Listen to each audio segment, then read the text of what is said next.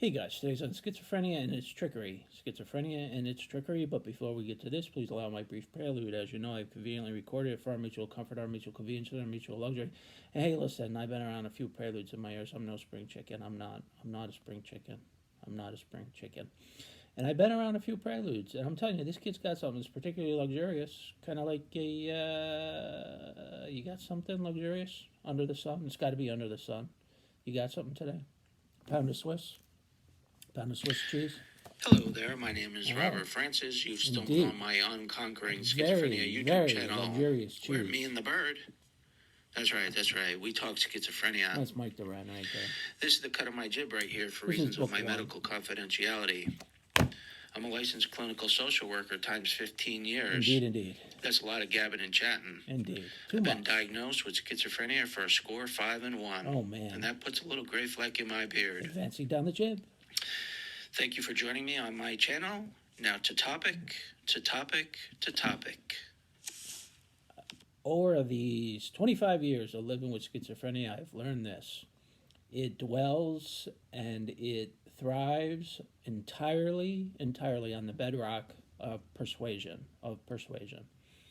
Schizophrenia would not be so for anybody if it were not entirely persuasive to the individual at the given time.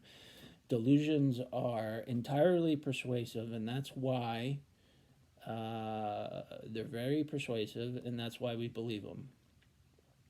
But, when we recognize the persuasiveness of the symptoms of schizophrenia, then you can work in the opposite direction and push back on it. But schizophrenia only remains, because it's entirely persuasive. It is so persuasive to our mind.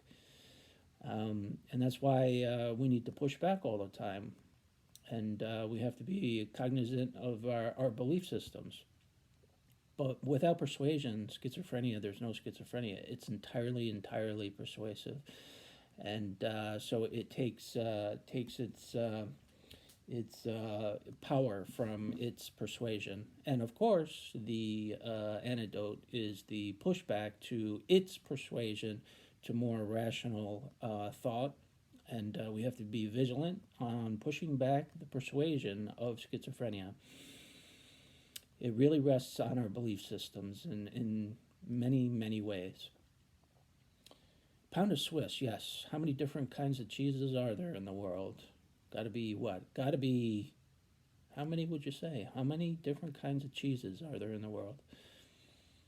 Off the top of my head, I would say there's got to be at least there's probably like 100. The supermarket's got 20. Anyway, nothing like a good grilled cheese. I'm going to go fix me a grilled cheese and a side of tomato soup and enjoy a little grilled cheese. That was a very, very luxurious item you picked today, that pound of Swiss, indeed. It's a very, very luxurious cheese. All right, guys, we'll see you next time. Thanks for joining me.